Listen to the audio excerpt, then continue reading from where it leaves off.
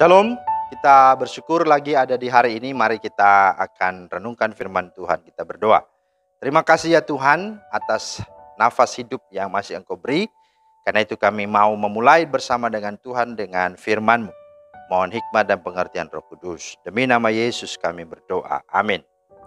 Bapak Ibu, firman Tuhan kita terambil dari Yeremia 32 ayat 33. Mereka membelakangi aku dan tidak menghadap kepadaku. Dan sekalipun aku mengajar mereka terus-menerus, tiada mereka mau mendengarkan atau menerima penghajaran. Itulah firman Tuhan yang menjadi dasar renungan kita. Nah, tema kita adalah Allah itu baik, berbisik dan berteriak. Allah itu baik, berbisik dan berteriak. Nah, dalam banyak buku dan khotbah, orang-orang Kristiani seringkali ditanya apakah iman mereka cukup kuat untuk bertahan di saat-saat yang buruk. Ya, itu. Namun, ya, ada yang mengajukan pertanyaan yang lebih baik pada diri mereka sendiri. Apakah iman dia cukup kuat untuk bertahan di saat-saat menyenangkan? Karena seringkali melihat orang-orang yang menjauhi dari Tuhan, bukan saat dia susah, bukan saat dia mengalami kesulitan, tetapi justru di saat hidupnya berjalan dengan baik, dalam keadaan yang mapan, dalam keadaan yang menyenangkan. Dan saat itulah Allah tampaknya tidak diperlukan lagi. Nah saudara, kita terlalu sering menafsirkan berkatnya Tuhan sebagai tanda atau sebagai wujud dari kebaikan kita, bukan sebagai tanda atas kebaikan Tuhan. Kita menganggap diri kita layak mengalami semua kejadian yang menyenangkan.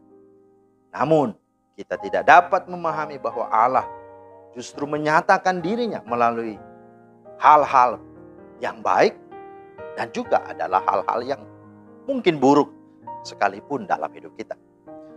Dalam bukunya The Problem of Pain, hal penderitaan, Problem of Pain, hal penderitaan, C.S. Lewin menulis bahwa Allah berbisik kepada kita melalui kesenangan-kesenangan kita. Tetapi Dia, Allah, sering berteriak melalui penderitaan kita. Jika kita menolak mendengar bisikannya, Dia mungkin akan berteriak untuk mendapatkan perhatian kita. Itulah yang terjadi pada bangsa Israel. Meskipun Allah telah memberi mereka suatu negeri yang berlimpah-limpah susu dan madunya, tetapi mereka berpaling darinya, sehingga Dia melimpahkan kepada mereka segala malapetaka atas bangsa Israel. Itu yang kita baca sebagai latar belakang dan juga alasan mengapa ayat ini sungguh-sungguh keras disampaikan kepada mereka. Nah saudara, kebaikan Allah menjadi alasan untuk menaatinya dan bukan kesempatan untuk tidak mematuhinya. Jadi ketika Tuhan baik bukan wah kita enak-enak saja, tapi justru semakin kita melihat merasakan kebaikannya, mari seharusnya semakin kita hidup baik, hidup benar, hidup melakukan kehendaknya.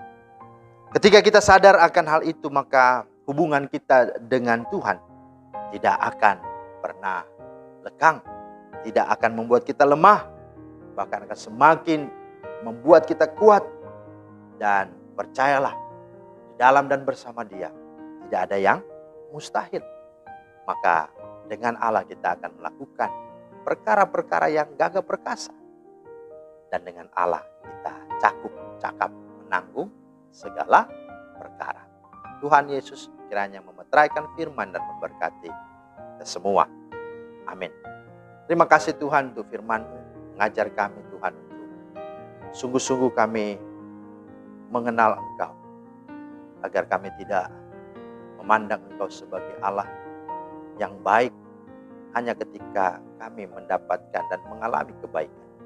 Sementara hal-hal yang buruk dan sulit bahkan penuh tantangan, terkadang kami selalu menyalahkan dan berkata, Tuhan, Engkau tidak baik.